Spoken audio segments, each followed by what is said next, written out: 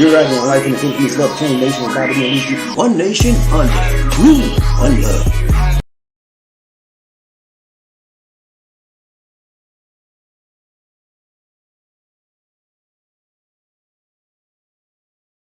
Hello, my friends. This is BobbieD coming to you live from Talamba and Cebu, Philippines. I'm having an awesome time today. Hope you are as well where you're from. Today, ladies and gentlemen, I want to talk to you about Buffalo community dealing with loss. The Buffalo, New York community is dealing with loss. And so today, I want to highlight one of the victims that the Buffalo community is dealing with their loss. That is a woman at 77 years old, grandmother, wife, child of God, mother, servant of God, Mrs. Pearl Young. So this program today, this broadcast today, will be highlighting her life story. And the reason why I want to highlight the victim today is because oftentimes the victims are forgotten, but the perpetrator, the suspect, is never forgotten. And who is more important? The suspect, the perpetrator, the one that committed the heinous crime, or the people that he did it to? My guys, I want to let you know, the lives of the victims need to be highlighted more now than ever so, because they are gone and nobody is to speak for them. They're underground, but the one that did it to them is still living.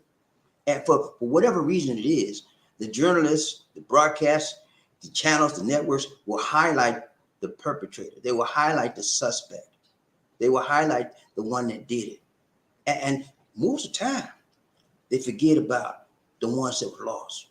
So today, ladies and gentlemen, we're going to look at least one of the 10 victims' lives that I thought was very, very interesting and very, very important that I show this to the world. And I have a broadcast on YouTube that goes out to the entire world. And I want you to know, for those of you that saying that I'm trying to exploit this crime and exploit the victims, I'm not. That is if you know me, if you know BobbieD, you know I'm not that kind of person. I saw the victims, I began reading about them, and I hit this particular individual, and everything about her I identified with, because that was like my mom, my grandmother. She could have been my grandmother. That's what stood out to me. This beautiful African-American woman, elderly, mature, loving, caring, sharing, Christian woman, was cut down by some young person that has been influenced negatively by white supremacist ideology. Okay, and that's the best way I can put it. I could call them all kind of names in the world. That's not going to help me. That's not going to help you. That's not going to help the victims. That's not going to help nobody. Best way to describe it, he's a person that has been highly influenced by white nationalist, white supremacist ideology. And because of his influence in that thinking, he did some very, very bad things, caused people to lose their lives. I want the highest penalty to be given to that young person so that they will have some understanding of the pain they have caused many, many people, not only in Buffalo, New York, but all over the world. The whole world is watching this heinous crime play out. And so it is important, ladies and gentlemen, that we not forget the victims in this crime. There are many, many victims, but this one stood out to me because it hit me right in my heart. This could have been my grandmother. The profile of this woman was pretty much the same as my grandmother, and I love my grandmother. So when I saw that, I said, wow, this person being, what? It hit me hard. So I wanted to share this with my audience, and I want you to know that I do this out of love, and I do this out of a knowledge that the world needs to know the type of people that were taken off this planet by some, I want to be nice, by some young man that was deranged in his mind about white nationalist, white supremacist ideology. Here we go. So today, thumbnail for today.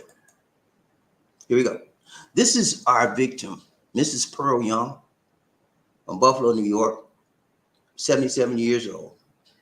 Beautiful, grandmotherly figure. She was a mother, she was a wife, and I can go right on down the line. But she's gone now. But we only have left is her memory. And it would not do her justice if we were to forget her and the accomplishments she did in her life. Did she have a master's? Did she have a doctor's? Did she have a PhD? No. She had a loving, caring, sharing spirit. And it's gone now. She's gone. But the spirit that she kept and the spirit that she put out there is still going strong. And the people she left behind. That's us. Thumbnail for the day. Focus, no hocus pocus. There we go. Go talk about Pearl Young, man. That's it. Mrs. Pearl Young. That's all. That's our focus. Her life.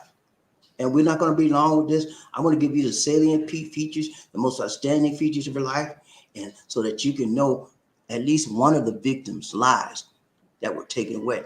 Because people will forget. People don't look at the victim. They only look at the one that did it. Okay. I don't want to highlight this perpetrator any more than I have to, but I want to highlight the people that they took out so that you can remember and you can understand the quality lives that were lost because somebody did something crazy. Okay. Mrs. Pearl Young is one of the best human beings on this planet we call Earth. She lived in Buffalo City, Buffalo, New York. And the city is now dealing with her loss and the loss of the other 9 people that were casualties in that sad accident.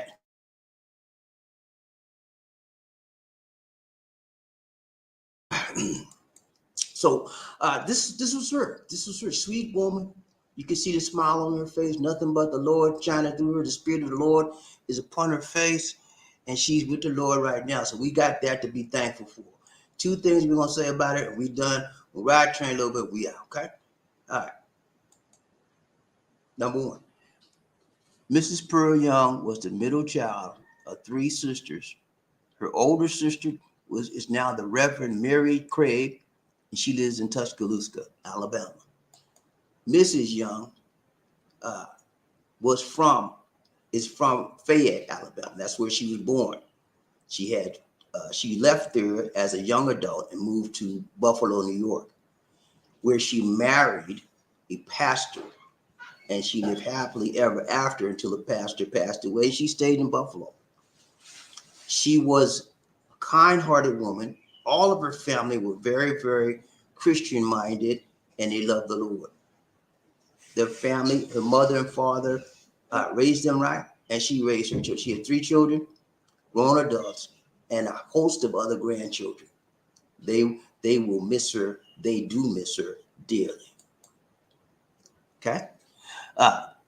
She loved her family and her sisters. That's what Jacqueline Wright, which is her niece, said, who's in Tuscaloosa, Alabama. Young's mother, Miss Young's older sister, is devastated. Her older sister is devastated, just like the rest of the family. Her younger sister was to be told of her death after church. They told her younger sister, about her sister's death right after church. It was hard.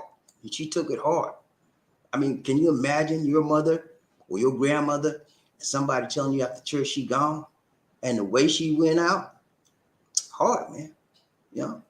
And I want America to know, I want the world to know that these people that were taken out, even though they may have been African American with this melanin in their skin, they were not bad people. For some strange reason, many Americans and people around the world associate people that have this color in their skin as bad people because they associate the color black as bad. We're not bad people.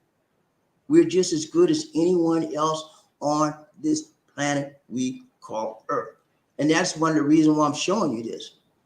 You think many people out there think every big black person's bad and they mean and they want to cut people and they want to shoot people and they do drugs. And that's not the case all the time.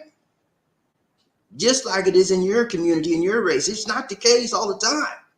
There are many fine, blessed women and men of God that have this melanin in their skin, and they're African American and they're black, and they're out there. And this one was taken out by someone that didn't even know her. And yet he disliked her color that much that he took her out. Okay? I want to share her life with you so that you understand not everybody that has blackness on them is bad. This was a blessed, beautiful woman of God. Okay? Let's go. Young's older sister is devastated, just like the rest of the family. Her younger sister was to be told of her death after church on Sunday. It was a major blow to her, but through her faith in God, she's doing okay. That's it. Your younger sister is doing okay. That's what Jacqueline Wright, her niece, said. They were both powerful women. They are both powerful women of God. Mrs. Young had 3 adult children, 2 sons and a daughter, and a host of other grandchildren. Look at this. Look at her. Who would want to hurt somebody like that? Looking like that. Who would have the heart for that? Who? Senseless, unnecessary crime.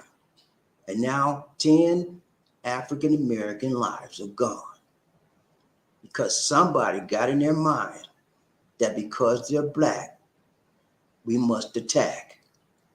How silly is that? Last one we are. For more than 25 years, she headed a food pantry in the Buffalo City Central Park neighborhood. She also had served as a substitute teacher. See what I'm telling you? Servant of God. She served in a food pantry. She operated a food pantry for 25 years. Love. That's what drove her to do it. The love of people, the love of God. And for somebody to take her out, not knowing her or her background, how futile and how crazy is that? Beautiful woman, loving spirit, loving, caring, sharing spirit. And she's gone. And many of you wouldn't know anything about her. If I not did this broadcast this morning, you wouldn't even know anything about it. Because you know what? We always read about the perpetrator, the suspect, the one that did it. But we never take the time, make the time, break the time to read about the victims. Why? Why did they have to be taken out when it wasn't their time to go? Okay. So I'm sharing this lady's story with you because I'll be perfectly honest with you, this woman's life, this mother's life symbolizes, and it very, very symbolizes the life of my grandmother. Very similar background, very similar lives, strong black women, and that made a difference in the lives of others. Let's go where we are. She was a godly woman who was loved by so many. Jacqueline Wright said, which is her niece. She was an amazing and phenomenal and dedicated missionary. She served the Lord. She did what the Lord said to do. Go out there and help, teach, reach, the lost and bring them in. That's what she did. Young loved to cook and dance. They had a video posted by Jacqueline Wright, her niece, that shows Young dancing and praising God at her sister's birthday party several years ago. She was beautiful inside and out, Jacqueline Wright said, which is her niece. This was and still is devastating. Here we have this beautiful black African-American woman. Not only was she a victim, but I got to let you know she was a child of God. She was a servant. She was a wife. She was a mother. She was a grandmother. She was a role model to many, many people in this earth. And now she's gone. But she's gone to a better place. And we know that she will not be forgotten by the people that loved her. The world may forget her, but the people that loved her and knew her won't, especially the people in the city of Buffalo, New York. That's all I got for you, man. I wanted to bring that out to you to let you know a profile of at least one of the victims that were taken away by this crazy young 18-year-old kid that was allowed to purchase weapons and tactical gear and do something crazy and unforgivable. All right. That's it for now. We're going to ride the train for a little bit. We out. I'm just going to get straight to it. Who's the first man up today? Let's go. Murphy, hey, what's up, man? You good? He's hello, peeps. What's up? What's up? Good to see you, man. Ride train by Murphy. Murphy Hayes made it today. He's the first man up. Y'all give him his props, okay? Let's go. Ride train by Release One Nation. Terry Fleming, thank you so much, Terry Fleming, for the donation to the nation. I appreciate your thoughtfulness, and we care for you, we share for you, and Lord, you know we share the tail for you when you ain't here. So good to see you, man. I want to thank you so much. Let's do a dance for Terry Fleming on the train today. Here we go. I need a dancer. Let's go. Yeah.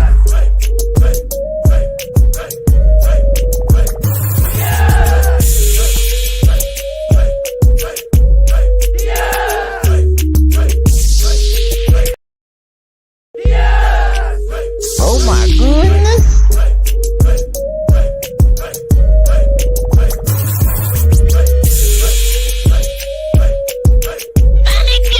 Thank you.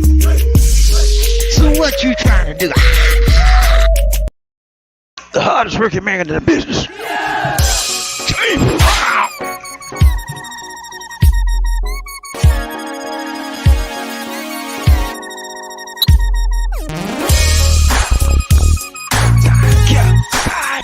I feel good.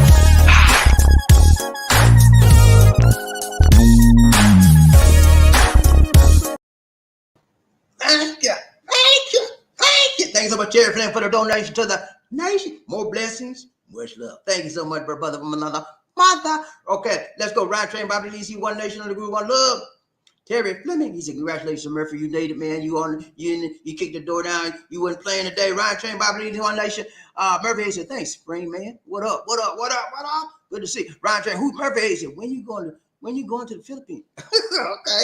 Hey, I don't know, man. Terry Fleming, when you going, man? He don't know. He just trying to make up his mind if he want to go. Let's go, Ride train. John Thomas, what's up, John? Good to see you, man. He said, I think everybody should be allowed to be armed. Gun laws are too restrictive in New York. It gives terrorists a second thought on trying to attack when 20 people could be in arms. Okay, let me make sure. I don't get this straight. I'm reading too fast. He said, I think everybody should be allowed to be armed. Okay. Gun laws are too restricted in New York. It gives a terrorist a second thought on trying an attack when 20 people could be in armed in the store. Okay, I see your point. He's saying that he thinks everybody, okay, should be allowed to have a gun or a weapon in New York, and it's too restrictive in New York so that the terrorists have what? An advantage, okay? Because they know that most of the people that they're dealing with don't have what? A weapon. So they use that to their advantage when they take out people because they know nobody's, people that they're taking out, chances are 90% of them or 80% don't have a weapon.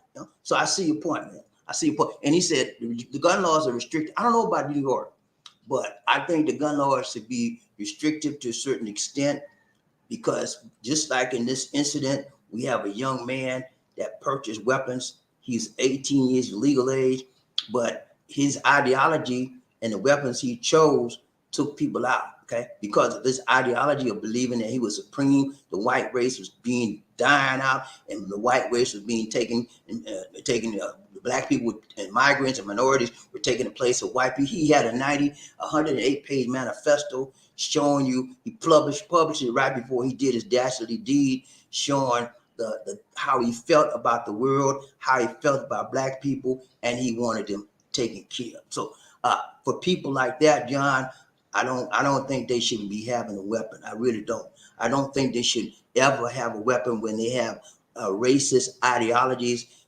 where they want to take people out. That was his whole message in his manifesto, 108 page manifesto, and he had the audacity to show his bad deed, what he was doing on Twitch. Okay, so when people are like that, John, I'm sorry, I don't want them to ever see a weapon, not even much less have a weapon in their possession.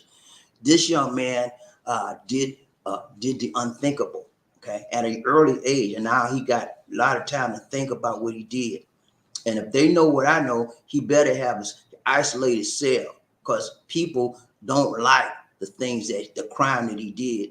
When you take the lives of innocent people that have done nothing to you, don't even know you, have never said anything to you, have never set eyes on you, you gonna face the heat from somebody in the jail cell. Because the prisoners, they read about stuff too. They see stuff on the TV. They see stuff on the internet.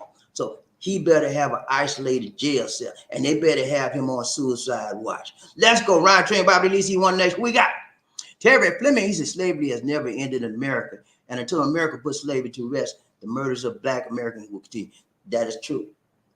America, people can talk about all they want, but America is not racist. The institutions in America is not racist. That's a bald-faced lie.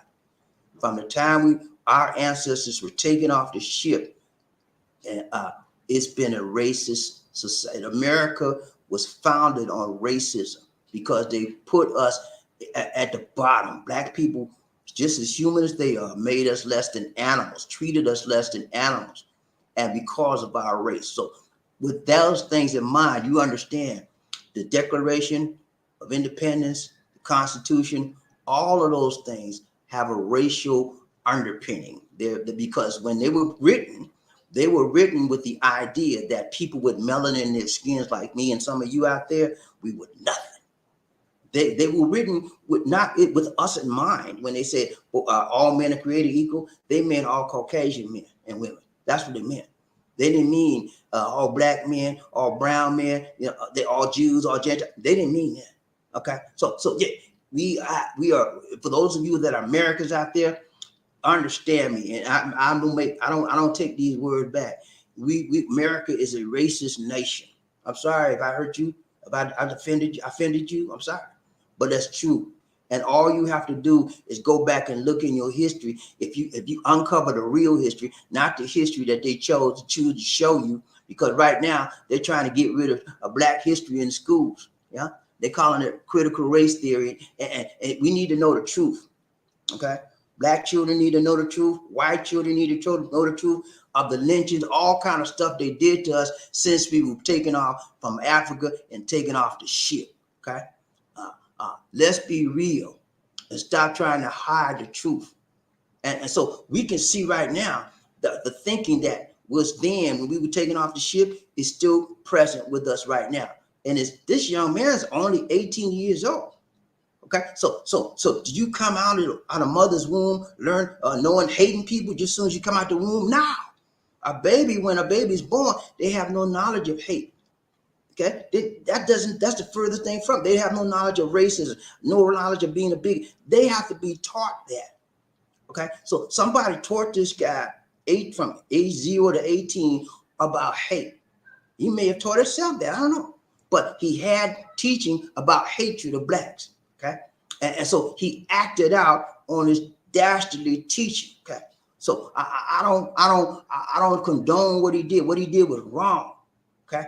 And based on his teaching, the teaching was wrong. And as I agree with the governor of New York, she indicated that they have to monitor social media better than they are doing. This guy, a lot of his teaching was obtained from where? Social media. It's filled with hatred out there.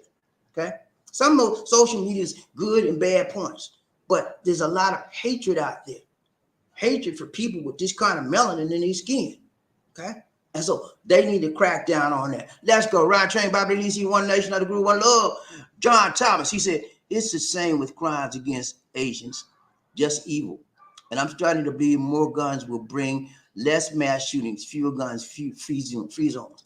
There might be something to that. I know, as you mentioned earlier, the perpetrators out there or the people that want to do these types of crimes, I understand that statistically, most people that they do it to will be unarmed as well. So maybe could it be that if more people are armed, people will think twice before they start shooting? It's a possibility. But, you know, I don't want to have to get an arm to go in the grocery store. I don't want to carry a Uzi to go in the grocery store because I think somebody going to try to get me. I don't want to have to do that. And I don't think people should have to be armed to go anywhere in the society. And if that's the case, we need to redo the society, rethink the rules of the regulations of the society. Okay? We need to start legislating laws or doing things that's better. One of the things that Governor Hochul said, the governor of New York, she said that we need to follow social media and we need to crack down on these things. To YouTube, Twitch, Twitter, Snapchat, all these social medias out there, Instagram, are allowing hate-filled rhetoric on the airwaves, okay? And people, you know how many people watch YouTube every day, just like you guys are doing right now? Millions, billions, okay? And so there's a percentage of YouTube videos that perpetrate that hate-filled speech, okay? And so if you understand that millions and billions of people watch it every day, don't you know that millions and billions of people are getting that in their minds? And so that's why this young man and many people like him have been influenced by the negativity, the racist hate that's being filled in the airwaves with social media. Now, I say that social media needs to be more regulated, just like Governor Hochul. Ryan Train, BobbieD, One Nation, Under Group, One Love. Terry Fleming, he says, the black Americans start carrying guns, then cowardly cops will start driving tanks in the middle of America, and the killing will escalate. Good point, Terry. You know, I got to admit that he has a very solid point there. Whenever a policeman, a Caucasian policeman sees a black man, African-American man carrying a weapon, whether it's legal or not, he gets a little apprehensive.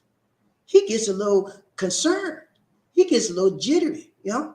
And sometimes he could pull his weapon just because he see you and you represent what? A threat to him.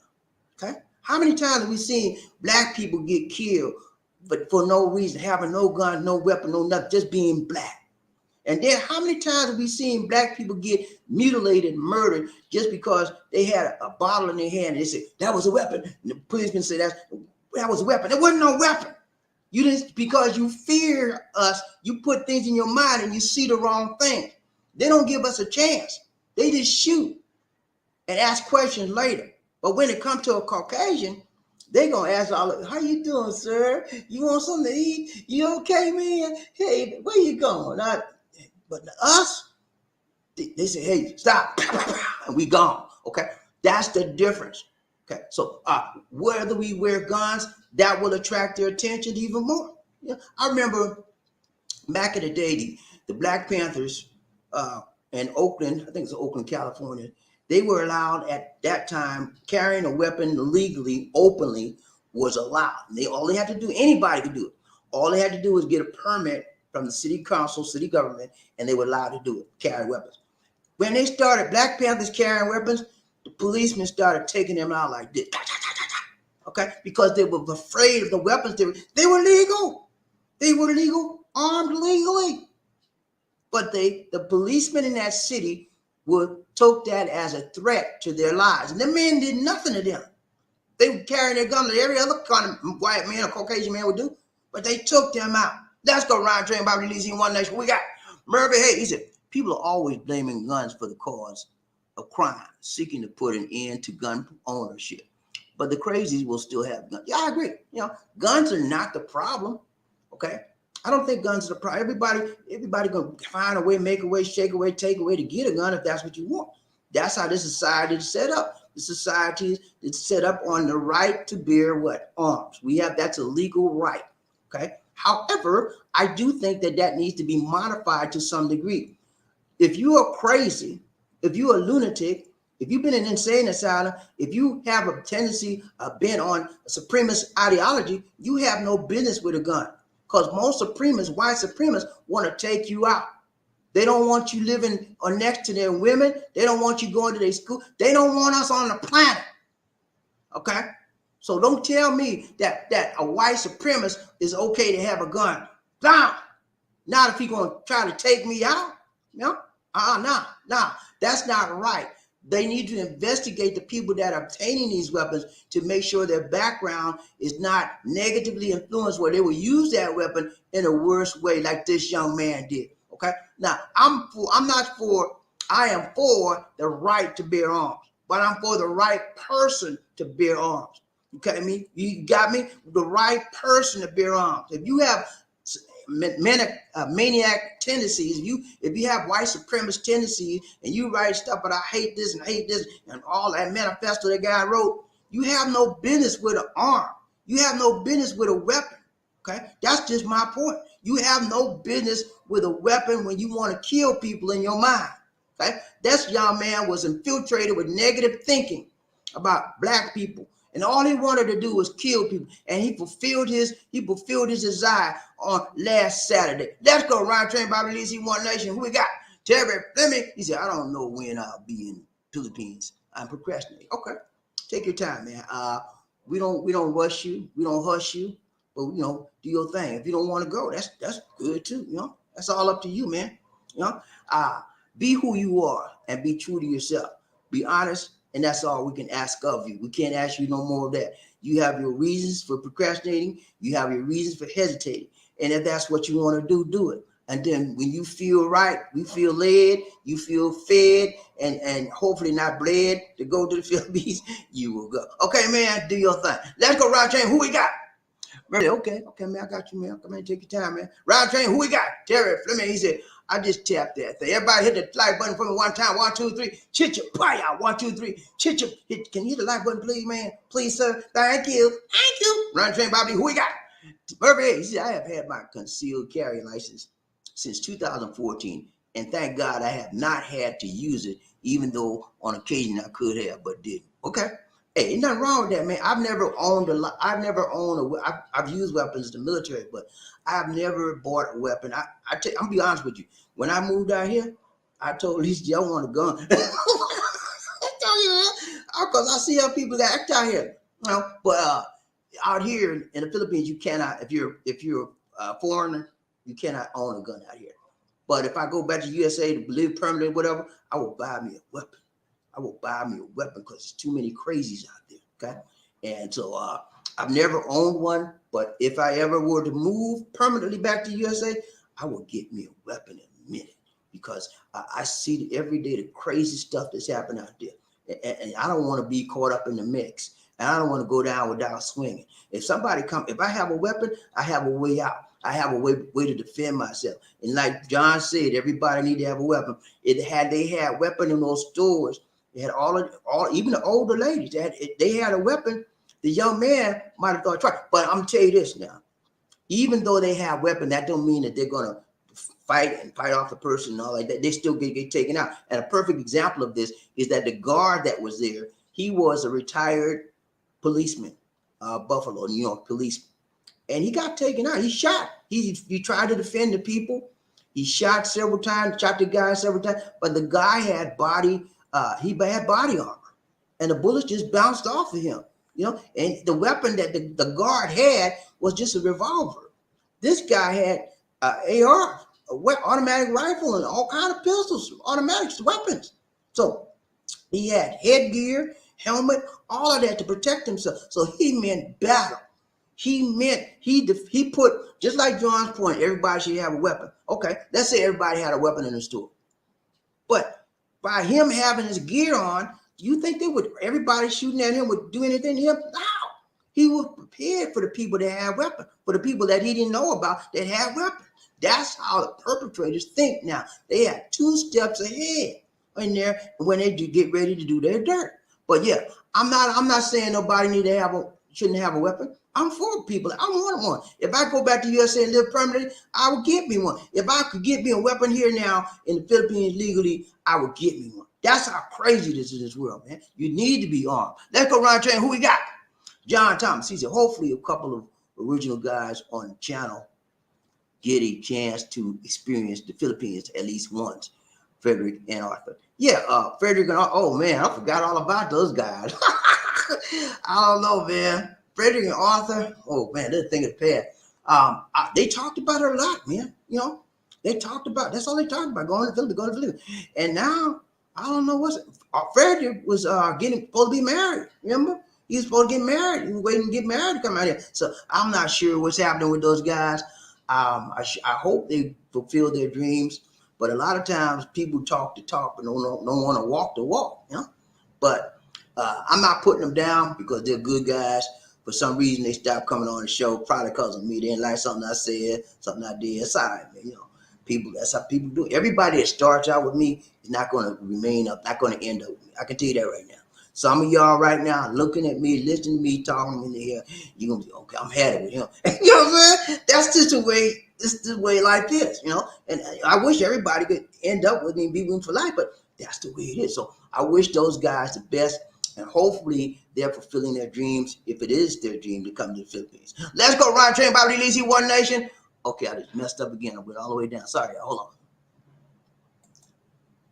Murphy, he said, have you heard from Jim John? If so, how are they? I don't know, man. I haven't heard from, I heard from what's the guy? I heard from Arthur. I heard from Arthur one time. You remember when we had the Odette out here and it was bad? He emailed me, asked me, was I doing all right? I said, good, man. So good to hear from you and everything. We're doing fine. We just don't have no lights, water, etc.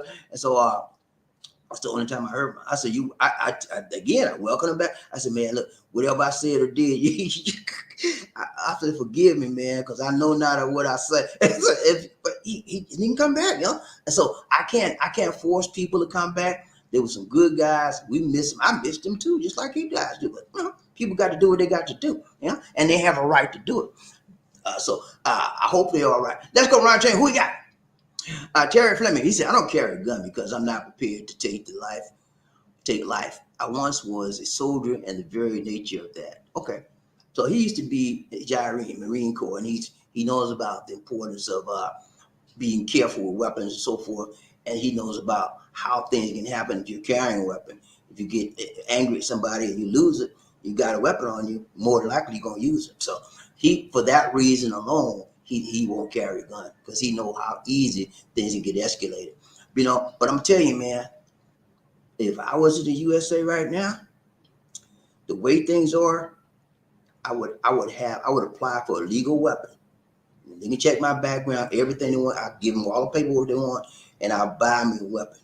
You know, I'll buy me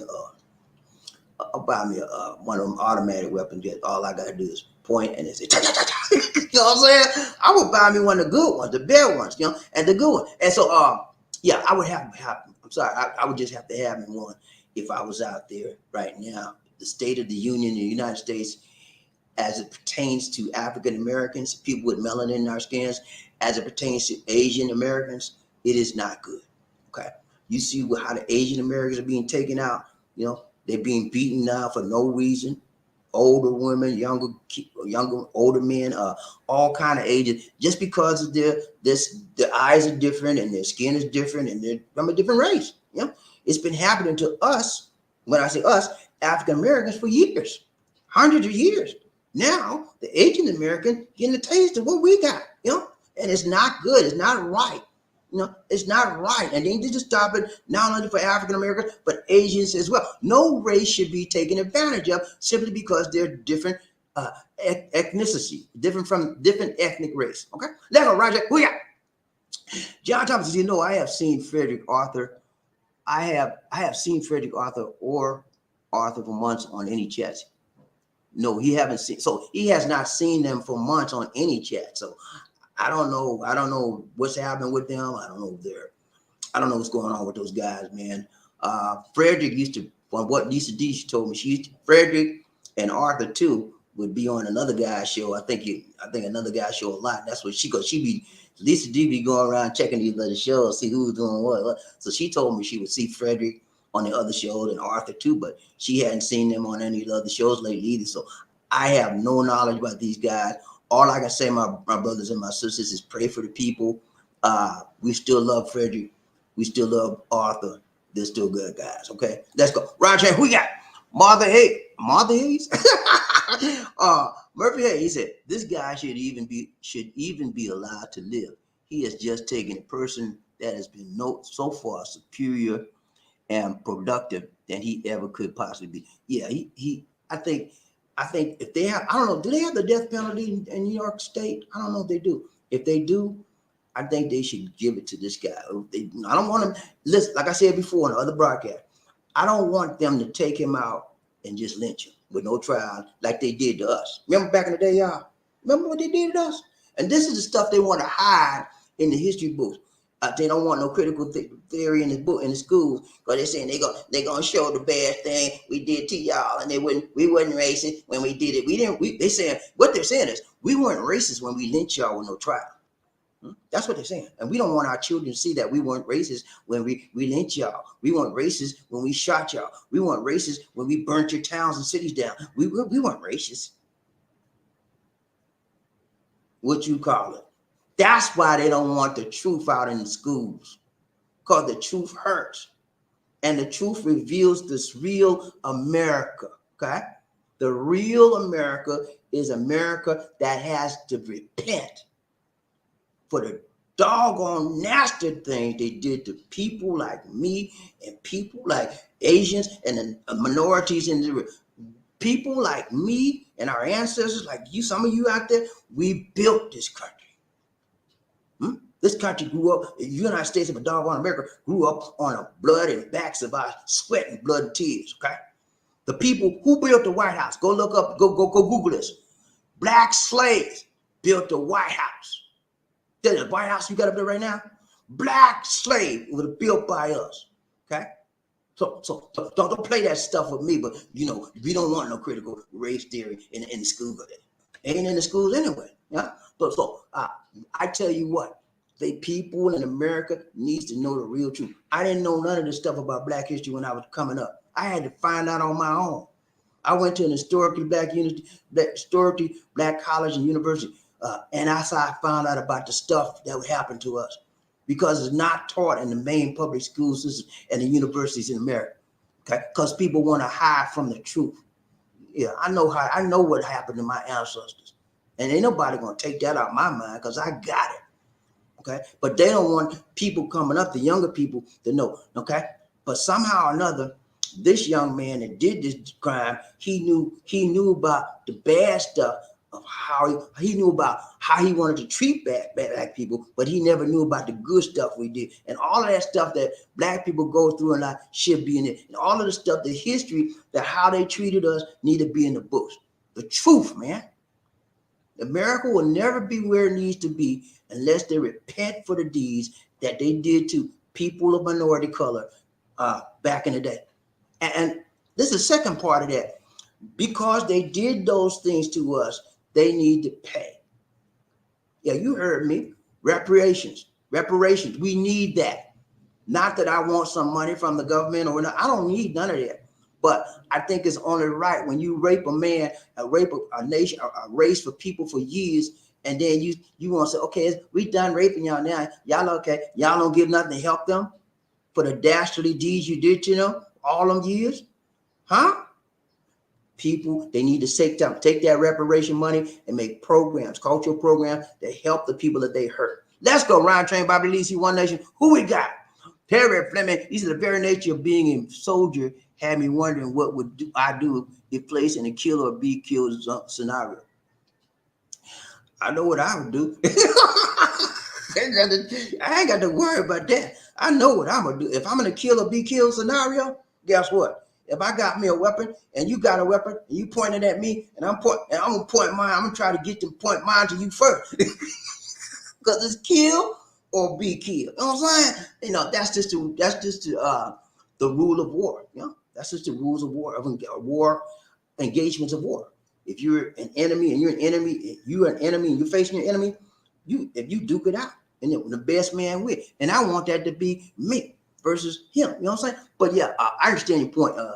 You don't want to get in a position like that ever. But if it does come down to that, somebody got to go, and I hope it won't be me. Let's go run train, BobbieD, One Nation. Who we got? Murphy. Hey, he said, when you have the ability to take someone's life, it's serious, and you shouldn't be taking it lightly. That's correct. Every life is precious and meaningful. And as we see today, 10 lives were taken like they were nothing. Like they was a piece of dirt, like didn't count. And that's the whole purpose of this broadcast, to let you know at least one, or many more of the others, their lives mattered. You know, even they were black lives matters, white, you know, lives matter. And more in particular, black lives matter because they think black lives is nothing. So black lives do matter. You know, you can't just shoot somebody and then don't think nothing of them, and you treat them like dirt. That's why I'm bringing a highlight of this woman's life to show you black people are good too. You know, for those of you that think black people are nothing, we have no life, there's nothing good about us, you're wrong. Because you don't take the time, break the time, make the time, shake the time to learn and live and to see how we are. You just believe what people tell you. We are good people. And it's evidenced by this woman's life I shared with you today. We are good people. Just like your other races are good people. And stop putting us down. Let's go run train, BobbieD, One Nation, under groove, one love. John Thomas, he said, the terrorist played like he was a hunter, and he got a hunting rifle that he illegally modified to make it automatic. Where he lived, probably most homes have hunting rifles because it is rule. Okay, that's probably right. His dad probably showed him how to hunt and shoot things at an early age. So he's familiar with weapons and rifles, and he had that instinctive ability to want to hunt and shoot people down. And that's what he did at the supermarket. And he used black people as his form of hunting, as his form of game, so to speak. And that's why he needs to get the harshest sentence possible. And his parents probably were leaning towards supremacist attitude as well. Okay, so anywhere you go in this world, I always tell everybody, if you got this melanin skin in you like I got, you better be careful. Okay, even in the Philippines, you better be careful because somebody don't like your color. Okay, they will hunt you down, just like this man hunt down innocent people. They wasn't even suspecting him. They were just going about their normal Saturday duties, you know, buying groceries. You know, I just told you this lady was her sister was having lunch with her sister, and her sister dropped her off at the Tops grocery store, Mrs. Young, and she was picking up a few things she needed to go home with. And she was going to stay at the store, and her son, Damon Young, was going to pick her up. You know, after she got there, she was going to call him. So she never called him. So she was like, Mom, where's she? And she kept calling her. He went down there, and what he saw? Mom gone. Okay. How hard is that, man? You know, every time I look at that lady, I see my grandmother's image. And it's hard for me. I'm not even in Baltimore. I mean, Buffalo. Now, one of our members is from Buffalo. His name is, y'all know Swagoo. He changed his name, now it's Dr. Richards, but his name is Swagoo. Y'all remember Swagoo? Come on the show. He did me a message. He did a response yet. He's from Buffalo. He said, thank you for showing these shows because people need to know. The very community that was shot up, he's from that community. So he's hurting too. Okay? It's just, you know, people need to understand that whatever you do, everybody is going to have it affects not just you, but everybody. Got to look at the hurt and pain you're causing people. It's just not you. Let's go around train. Who we got? Jerry Flame, he said, most countries that have strict gun laws, the crime and murder rate drops considerably. Okay.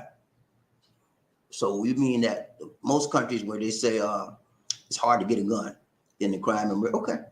Makes sense to me. You know, I think they should have very strict gun laws. I don't think that they should make the gun laws lenient for any fool to get a gun. Make it hard. If you got to go It's a 3-month waiting period. You got a 6-month waiting. Make it hard so they can have the time they need to investigate your Facebook issues, all your social media sites, all the writings, your tweets, all that stuff. They need to know if you're crazy or you're leaning toward going crazy. Yeah. And so even though they have the harshest laws on the book, sometimes your people slip through the cracks and things happen. So, but I think that stricter gun laws is a way to solve some of these issues. Let's go right there. We got Murphy. He said, what John is saying is true, but a lot of legal gun carriers are idiots and that think they are in the old West and are looking for confrontation. Yeah, a lot of people like that, man. They carry a gun because they want to go off and show that who's in charge. What you say? And then they want to pop off somebody. Yeah. So that's why I say it's important that we check the background of people, maybe give them a waiting period, 3, 6, maybe 9 months if necessary. You know, have people investigate. It's going to make more time for you. If you want to get a gun, it's going to take more time to get one. And I think they need to increase the prices on and have a tax on the gun buyers for the background searches that will need to be done. You know, make it higher. If you want a gun, yeah, okay, I'll give you a gun, but you have to wait a year. And in that time, if you still want your gun, you need to paying monthly payments for the research that's being done on your stupid, crazy stuff for getting this gun. Yeah, you got to pay monthly for a tax. That'll weed out a lot of people that don't. That'll weed out a lot of when money comes into play. A lot of people, and time and money come into play of getting a gun. A lot of people will be weed out, especially the crazies. Let's go and run train, BobbieD, One Nation. We got London. What's up, man? He said many black militias legally arm themselves, and the police have behaved when they are around. Okay, I have to admit, London, that you're right. I'll give you a perfect example. There's a militia group in Atlanta, Georgia. I don't know the name of them, but they're a black militia group, and they go to Stone Mountain once every so often, and they come in mass. I mean, they come in, it's a bunch of them, and everybody's got their weapon because it's they're legal to carry it open, and they don't have no trouble. People don't mess with them, you know what I'm saying? So yeah, if people know you armed, usually they'll back off. They're not going, because whether they armed or not, they know you armed. And at first, usually when you know somebody's armed, that usually means or symbolizes that they know how to do what? Use that weapon. Okay, so that will have a tendency to back people off from you. Just want to cause trouble. Ryan Train, who we got? Murphy, he said, hell, all the way down to the no. Hell, all the way down to the no. No white supremacist should own no. That's right, man. No white supremacist should own a gun. And let's flip that coin. No black supremacist should own a gun. What is a black supremacist about? What you mean black supremacist? Yeah, when you think blacks is better than whites, and you go around beating down whites, that's wrong too. No black supremacists, no white supremacists. But in this particular instance, we're talking about white supremacists. No white supremacists or nationalists should own a gun, because what happens is they get it in their mind, oh, I got me a gun now. I need to take out somebody. And they want to take their venom out on the first black person they see. That's wrong. Let's go round train, BobbieD, One Nation, under Group, One Love. Hey, London, he said, always make sure you have the right training. Yeah, if you have a weapon, you need to get some training. Just don't go buy a gun and say, well, I know how to use it. And you ain't had a day of training. You wind up shooting yourself. Let's go round train, BobbieD, One Nation. We got Terry Fleming. He said, white America tells black people to get over slavery, but they carry the flag of racist America and call it their heritage.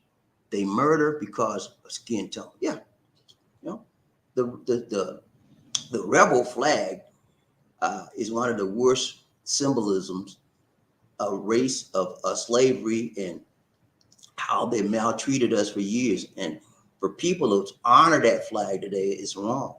That's why a flag has been taken down on many different states. Georgia had that rebel symbol in their flag. That was taken out years ago. Alabama too. And to be honest, I went to school, and guess what? Our high school, when I was transferred to Atlanta, Georgia, at the age of 16, I went to school, and guess what their mascot was? The Rebels, the Brown High Rebels. I was like, what? And then thank God, before I graduated from there, they changed the name because it was too racist. They changed our mascot name to the Jaguar. So, yeah, for years and years, man, that rebel flag, it symbolizes a very negative connotation to a lot of African American, a lot of black people. But in the white eyes, it's a badge of honor. My people fought in the Confederacy, and I'm proud of that. Okay, you're proud of it, but keep that to yourself. You ain't got to go around putting it on the back of your truck. Nobody want to see that. You know how offensive that is to me, many people like me? You know how offensive that is? Do you want to offend people? Is that what you want, mister? Play with me. Let's go around saying who we got. Jerry Fleming, he said, I think if you are a known racist, you should lose your right to own a gun. I have a tendency to agree with that. If you're a known racist and you're bent on, what known racists are normally bent on coming down on another race just because of the color of the skin or whatever race issues they don't like. And so for that factor, at least they should they should be held more, given more strictness in obtaining a weapon. No doubt about that. That's most definitely. Ryan Train, BobbieD, One Nation, London. He said, if he was taking more fire, eventually he would take it around in the right place. Yeah, but he wasn't taking more fire. Only one man stood up to him. And that's a courageous black man that was taken out. And the guard, he was a former Buffalo City policeman. He was retired, just earning some extra money, but he did his job. He served the people valiantly. He died a hero's death. He did more than more other people would do if that was God's deal.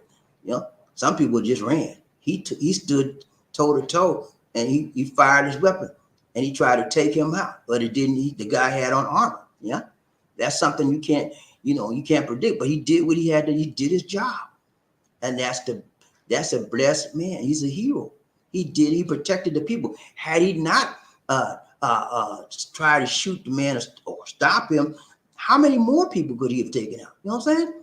So that man that died, the guard that died in that incident, is a hero, and people need to remember him as such. Okay, let's go. Ryan Train, BobbieD, One Nation under the Groove. Okay, I done went down too far again. I'm sorry, y'all. I keep hitting the wrong button, going down. Okay, I forgot where we was. Okay, I gotta find A London. I don't know A London. Okay, here we go. That's it. No. Hold on. What's this one? Okay, yeah, you had the right training. I think we got that one. Okay, here we go. If he was taking more fire, he would have. Eventually, if he was taking more fire, somebody would have hit him in the right place. Because when you have armored technical gear on, it can only go so far. It protects the main body area, main bottom frontal cavity in the back. But there are other extremities such as your arm and your neck and your head, unless you have a helmet on, that are exposed. So you have to be precise in your shooting if you shoot somebody that has armored gear on. Let's go, Ryan Train. Who we got? David G. What's up, David? You good, man? So good to see you. So good to see you. He said, hey, BobbieD, greetings, BobbieD. It's been a while since I've been on your channel. Just a conflicting work kit. I got you, man. You got to do your job, man. Do your thing. I understand. He said, great news update. My Philippine wife is here. What? Yeah, congrats, man. Y'all hear that? David G has his Filipino wife in the USA now, and they living in Florida. Wow, get that. Can you hear that, man? Congratulations, David G. I'm so happy to hear. Man, David G's been on the show for a long time, especially for the last 2 years. He's been in lockdown, and he had to leave his wife. First of all, he was locked down in the Philippines for almost 3 or 4 months. Then he finally was able to go home, and then he was locked down to coming back in. So now it's opened up, and he's got his wife in Florida. Wow, man, that is so good to hear. That is a blessing, David. Congrats, man. I'm so happy you made my day, man. I got to tell these D. She got to watch it. But that's a blessing, man. Y'all see? People come on this show, man, and when they hang with us, we teach them, we reach them, we tell them to be patient. And I'm glad you listened, David. David G got his wife out there with him. I'm so happy, man. Tell your wife I said hello, man, and don't be a stranger, Long Range. Let's go. Ryan Train, BobbieD, One Nation. Who we got? Mervyn, hey, he said, wow, Freddie was waiting to get married. I didn't know that. Yeah, Frederick had a woman. He had a girlfriend out there. In fact, when he was getting ready to come here to get married, that's when they locked it down. I don't know if y'all remember that, but I remember. Because he had a woman. He told me plenty of times, I'm going to get married. I'm going to get married. I said, okay. He was pretty old too. He was like, I think it was over 70 or something like that. Anyway, but yeah, he wanted to get married, man. Yeah. And so now, hopefully, he's fulfilled that dream. I don't know. A lot of these guys, Arthur and Arthur and the one, I didn't know Arthur had a woman out here now, but Frederick had a woman, okay, and they were going to get married. I'm serious, man. I'm serious. You go back on some of them broadcasts I did when, I don't know, maybe it was a couple of years ago when they were on the show regular. I talked to him plenty of times about it. Let's go, Rod Train. Remember, he said these two guys were the comedians on the train. They were the light, yeah, man. It was full of laughs, man. You can expect some laughs out of them all the time. You want one play.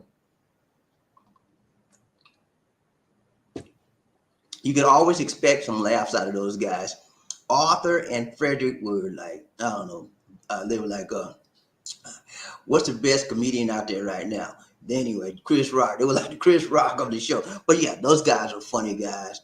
And I just hate that they left, man. And then when I talked to Frederick. No, I talked to Arthur one day. I said, Arthur, man, what's wrong? If I did, he never responded. So I don't know what happened, man. But I know one thing, man. I wish they was back. Guys, if you listen to me, y'all give us a status. What? My friend is in the show? No, wait a minute. Frederick and Arthur, if you're listening to this show, what's up? Please. 1 second, please. Frederick and Arthur, if you're listening to this show, I want you to get in touch with us. Get in touch. You don't have to come on the show. Email me, text me, leave a comment for me on the channel, and let us know your status. The guys want to know you're okay. Okay, we just want to know you're okay. That's all. Okay. All right. Now, ladies and gentlemen, let me introduce you to the Tool Queen. She thought that Frederick and Arthur was here on the show with us today. They're not here. No, they're not here. We were just talking about them. Somebody reminded us of them, and then the guys just started talking that they kept keeping it laughing all the time. There was a lot of jokes with them. Yeah. So that's all. I miss them. Oh, I forgot. David G. You remember David G. from Florida? Yep. He got his wife with him in Florida now. What? Yeah. He got his wife out there. What? Congrats. You remember when David G. was locked down? He was locked down here. He couldn't get out. He was in Zamboanga. And then he finally got out, right? After 4 months being locked down here. And then he couldn't get back in and go see his wife. So now he's open up. He got his wife out there, and that's all they did. Wow, man. You made our day, David G. Thank you, man. Thank you. Congrats to you. Say hi to your wife. Yeah, tell your wife to say hi. Rod Train Bobby Lee, he won that day. Anthony Legos. What's up, Anthony? He said, what's up, my brothers on the love train? I got home today after 30 wonderful days in the Philippines. Hey, congrats, man. Congrats to you, Anthony. So he said, being here, you didn't contact us. Yeah, he contacted us. He said 30 wonderful days in the Philippines. Two. I do have a concealed weapon permit and keep one with me. Hey, man, that's good. If I was y'all, man, if I live in the United States, I would have me a weapon on me at all times. Legal, no illegal stuff. Legal, because if something happened, you going down because you had an illegal weapon. Make it legal and keep it with you at all times. Because if I had to live there permanently now, I'm not going to move back there to live permanently. But if I did, it would be with a weapon on my personal body at all times. Let's go, Rod Train, Bobby Lee, One Nation. Who we got? Burpee, hey, he said, what's up, Mr. Anthony? You good, man? So good to see you. So good to see you. So good to see you. Rod Train, Bobby Lee, Anthony Liggins. He said, I started carrying a gun when I noticed that the racist people at work carrying guns. I hear you, man. That's a good thing. Because you never know when somebody going to go crazy on the job, start shooting up, start popping, not capping people. Let's go. He said, it started in 2008 when President Obama got elected. Concealed weapon permits went through the roof here in Michigan, okay? Probably all over the country, too. Because people from the Caucasian race, they didn't like that. That was terrible for them to hear that Obama got elected. He said, I'm going to carry me a gun. That's not much to run. So we had to protect ourselves. Let's go, Rod Train, Bobby D. Who got? Anthony Liggins. I'm good, Gunny. Just trying to adjust to the 12-hour time difference from the PI. Thanks, my brother.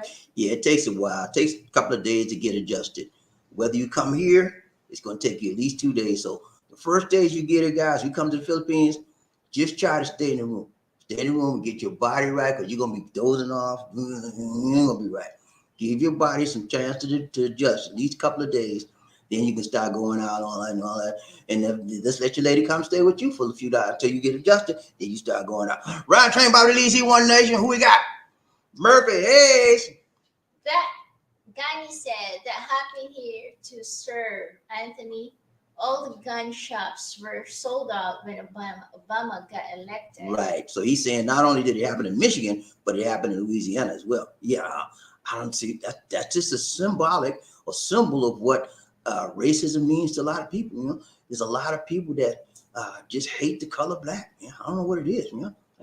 I guess if I was white, maybe I would have a different perspective on this. You think, guys?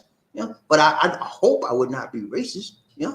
But I'm not white, so my identity is blackness. So I don't know how it is to be white, and I don't want to know. I'm not saying it wrong enough, but I'm happy with who I am. I'm not putting any race down, guys. Don't get me wrong, okay? But I'm happy in who I am. I know who I am, and I'm comfortable in my skin. Let's go, Ryan Train, BobbieD, One Nation, London. He said 300 years of free labor. Dang right. African Americans built it. Yeah, we built this country. If you go back, I want you everybody to Google right now. Who built the White House? You'll see slaves.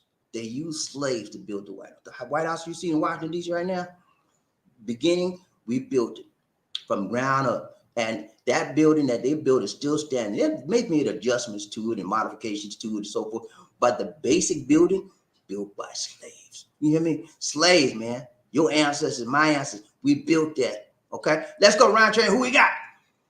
Hillbilly. What's up, Hillbilly? You good, man? So good to see you. So good to see you. He's a Hilla Wall. So good to see you, my brother. Good to see you. Ryan Train, BobbieD, One Nation. Murphy, hey, what up, Hillbilly? You good, man? So good to see you. Ryan Train, BobbieD, One Nation. Murphy, hey, Hillbilly Pro. He said, not much. How are you, Murphy? Hey, Ryan Train, BobbieD, One Nation on the group, one love. Murphy, hey, she can turn any pistol or rifle into fully automatic just by modifying the trigger, but you have no gunsmithing. You have to know gunsmithing. Yeah. Any weapon, if you have some knowledge of how to make and use guns and adjust them, can be adjusted for whatever what you wanted to do. I remember one time there was this stock rifle, it was automatic, and no, it was a regular rifle, but you can make it an automatic by buying a part. And most people get the part online and pop it in, and they had an automatic rifle. I think it's still going on to this day. Ryan Train, BobbieD, One Nation, Hillbilly. And what matter the crook don't care about gun laws. They get what they want. Yeah, that's a good point, Hillbilly. Crooks or bad guys, they're gonna find a way to do what they want to do, whether the law's on the books or not. There's always somebody on the bad side that's gonna sell them what they want for, because money talks. There's always some way they can find a gun or do what they want. And so, more importantly, if you know that, then that's more important than what John said, is that everyone should be having a gun or be armed, be prepared. Because John's point was that if the bad guys out there know that a lot of people be carrying a gun, they're gonna be more careful when they get ready to do their stuff. You know what I'm saying? So if I was in the United States right now, the first thing I'd do after I got off that plane would go to a gun shop. So look here, man. I need a weapon. I need a weapon. I need an automatic. I need a weapon on me, because I'm not gonna live here without a weapon. That's what I would do. Give it to you. Gunny got plenty of guns at home. He got a whole armory. Give it free to you. Gunny got a whole armory. He said, y'all, come on. Y'all want some of this? Right there, BobbieD, One Nation. Murphy, he said, I'm good, Hillbilly. Thanks, man. Thanks for that. It's good to see you, man. Right there, BobbieD, One Nation. John, he said, no death penalty. Okay, no death penalty in New York. But if convicted of federal hate crime, murder, he can get the death penalty. Okay. Well, they are investigating. It looks like that's what's going to happen, John, because the last thing I read was FBI is investigating to determine if it's a federal hate crime, and if it's so, he'll get federal penitentiary and federal time for it to be judged in federal courts. So we will see. I think, to me, my opinion, man, I hope it's a federal hate crime, as judged as a federal hate crime. I really do, because he needs the highest and the harshest penalty out there. In my personal opinion, that would be the death penalty. Now, I'm sorry if I offend anybody out there. That's not my intention. I'm just sharing with you my personal belief, what this guy deserves. Okay, I don't want to see nobody go out there and crazy and lynch him and all. I don't want to see that. Give him his day in court. Let the judge decide. Let the jury decide, and then go with that penalty, whatever it is. Let's go around chain by who we got. Hillbilly. He said they have a clip-on switch. They have a clip-on switch now for Glocks that makes them full out of. Ooh, wow! I didn't know that. Hillbilly, man, you got you one? Round J, Bobby, who we got? Murphy, hey, he said, wow, Bobby, I got you, man. I got you. Round J, okay, I messed up. Y'all went too far. Okay, we go. Hillbilly. I have had guns all my life growing up in the mountains and all. Okay. I grew up in South Carolina to Atlanta. I never had a gun. Never nobody ever showed me a gun until I got in the military. And I did, you got weapons training and all like that. I did what I had to do with it. Your father didn't show a gun to you? No. Your brother also? No, we're not thugs. What's wrong with you? all my family were legal people. We don't deal with weapons and shooting, and we weren't trouble people, put it like that. So in my mind, for all my life, I didn't want a gun. I never had a desire to get one. Okay. But now I will get a gun if I live in the United States. Not that I'm going to hurt somebody or want to hurt somebody, but it's a form of self-protection, self-defense. I mean, you see the stuff that's going on around in the United States now? Do you really see? Do you want to be a part? You want to be caught up in that mess? No. If I was in that supermarket and I had a gun, I would put some slug in that, man. Don't give a try. Let's go around here. Who we got? Hillbilly. The stars and stripes are my flag. The rebel flag is a flag of traitors to America. The rebel flag that's correct. I'm sorry if we're offending anyone, but the rebel flag was symbolic of the Confederate Army. The Confederate Army revolted. They were rebels. That's why they call it the rebel flag. They revolted and they were rebellious of the United States nation at the time. So it is symbolic and is signifying traitors to America, or the rebels, Confederates. I'm sorry to say this, they were traitors to the United States of America. And so that's why we went to war. They revolted against the legal government of the United States. And as such, that's why we had the war between the states, the Confederate War, U.S. Confederate War. Let's go around, who we got? Murphy Hayes, the rebel flag is toilet. Murphy, you gonna get me in trouble. Nah, but yeah, it's not worth anything. And it's worthless. Should it be thrown out in the trash? No, I don't say that. I say it should be put it in the museum. Okay, so people can know what the truth went down, but got that back. Put it in the museum, but don't put it out on public display and be proud of it. Nobody should be proud of what that flag stood for. Nobody. It stood for hatred. It stood for animosity. It stood for rebellion. It stood for revolt. It stood for disunity. That's what that flag stood for. Now, am I saying we're gonna get rid of the flag? No, don't get rid of it, but don't display it in public. Put it in a museum and let the children know. When you run the children through the museum, okay, guys, here's the rebel flag. This is what they used when they revolted in the United States, and they tried to take over our country, and those guys were traitors, and this is the flag that they use. That's how you use that flag, as a teaching tool. Let's go round train. Who we got? Mark L in the house. Mark L. What's up, BobbieD? I sent you a message on Facebook and a video of the shooter in Buffalo, and it's very graphic. Okay, I didn't get that, man. I was doing a lot of stuff. I will check it out, man. I will check it out. Thank you for that, man. I appreciate it. I need to see it. I will definitely see it. And if I need to bring it to the people, I'll bring it to the people. Thank you so much, Mark. I appreciate that, man. Round train, BobbieD, One Nation. Who we got? Murphy Hayes. Congratulations, David. David wasn't playing. David G said, look, my lady, I want my lady with me. And he got her there. His wife is with him now. Yeah. Isn't that nice? Wow, I'm so happy. Very nice. That made my day, David J. Let's go. Terry Fleming, what's up, Sir Raymond? Hello, Queen Angel. Toot toot. Toot toot in the house. Toot toot. What's up? Right train, BobbieD, Easy One Nation. Hello, Billy. Even in remote places, things are getting crazy. Someone on top of the mountain from a place have been shooting guns and beeping cars' horns at 3 a.m. and you can hear men and women yelling.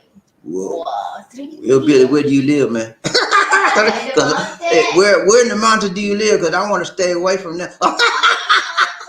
Ooh, It's Smoky Mountain. I don't care where you live, but I ain't coming there. Let's go. David G. He said, I'm amazed you remember. Yes, was stuck in the February 20. Yeah, I remember, David. We talked a lot about it. I remember he was stuck. He came down here to visit his wife, right? And then in the process of visiting his wife, he was on lockdown. They shut it down. Nobody could leave out this country. And they was stuck, man. And we kept talking to this. I wouldn't want to be down here. I got to go back home. And then he finally got out. And then after that, now he's got his wife with him. He said, June 2020, it took 11 months to get through the process for my wife's survival. Glad to know all still on the love train doing well. Thank you so much, Dave. Yeah, I'm glad to know you're doing well. 11 months is not that long. Yeah, he did good though. He had a he did a anyway I-9 or something like that. It's a marriage. You get a marriage visa. He had to go. His wife had to go through process, and it takes like about a year or so. Sometimes it takes longer than that. But he did good. And he had to fill out the paperwork. She had to go to a medical exam. She had to go to an interview with the consulate in Manila, and they had to pay a lot of money. And now she's there. So that is a blessing, man. You went through some stuff. You what that means, right, David? That you love your wife, that you love her, and you want to be with her. That's peace in your life, and that's you. You don't want to be without her, and she don't want to be without you. I'm so glad now. I know that you're living a blessed life. You're happy, and that's what means to most of us right now, that you're happy. Let's go. Ryan Train, BobbieD, Easy One Nation on the group. One love. Hillbilly.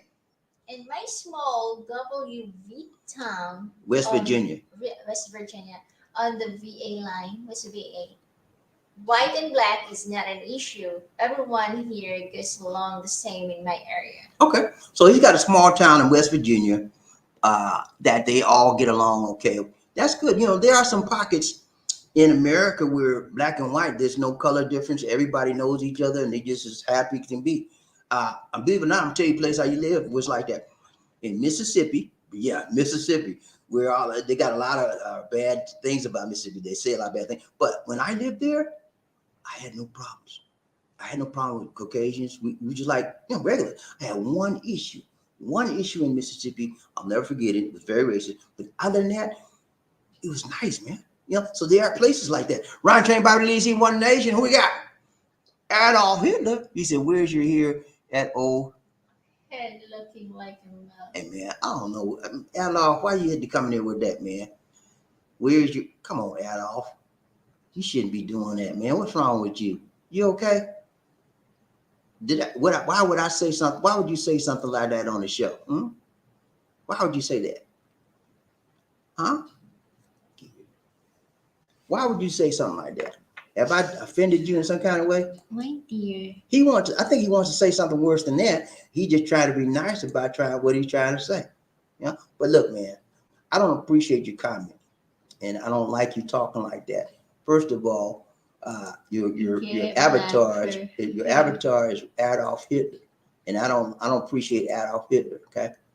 So now you're blocked from coming on this show. Okay? Goodbye. Bye. Na na na na. Na na na na. Sir. Hey. Goodbye. Don't come back here with that crazy talk. Nobody got time for that. What's wrong with you? Right there. Go down. Right there. Martha Hayes, goodbye, moron. Yeah, people, people can't stand to see other people discussing an intelligent, relevant conversation about life. And more importantly, they can't stand to see African Americans or people of color talking intelligently about a subject that hurt a lot of people. They just can't stand to see it, and they want to be trolls. Ryan Train Bobby, who we got?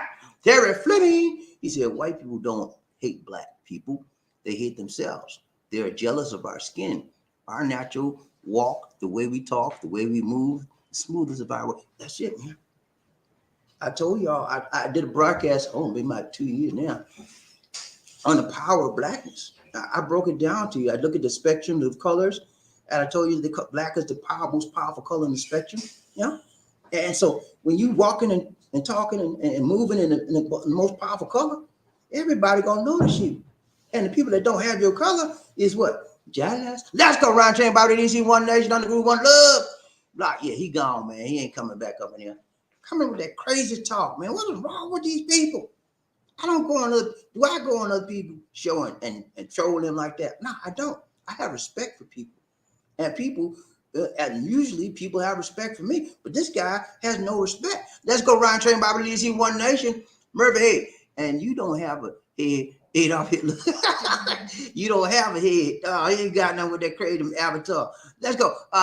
Murphy, he said I had a 25 guns, AR-15, 45. 380 shotgun, 38. Oh my gosh, so scary. He said I had over 1,000 rounds of ammo. Ooh, Lord. Now y'all know why we call him Gunny in the house. You mess with Gunny, you're gonna be in trouble, man. He said, don't come up in here. Don't come up in here disrespecting my house. Let's go around train about an easy one day. Who we got? Murphy, hey, nice, man. Hey, I see you guys in the guns, man. Let's go around train. Murphy said,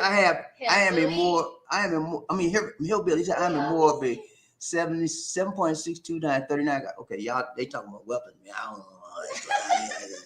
All I know is, give me a gun. I want a gun. When I go to the man, look, man, I want a gun. I want one that when I just pull the trigger, I get about 16 round pop off. I want an automatic handgun, okay? When I just pull the trigger, I want 16 rounds to pop off. That's all I want. Let's go round train. Who we got? Markel in the house. He said, bro, there has to be a change to social media. Social media is great for a lot of things.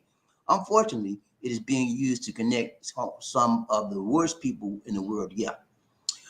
That's what Governor Hochul, the governor of New York, was discussing a couple of days ago.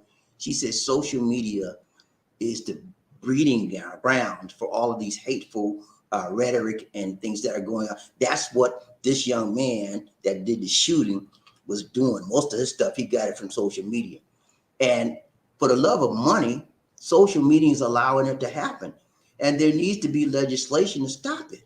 You know, they're not going to stop it on their own. They say, well, we're policing this and we stop these channels. As soon as they stop one channel, 5 more pop up, worse than the ones before. And they do nothing about the 5 more that pop up. So Governor Hochul is developing a committee that will begin to monitor the social media sites because they cannot monitor themselves, okay?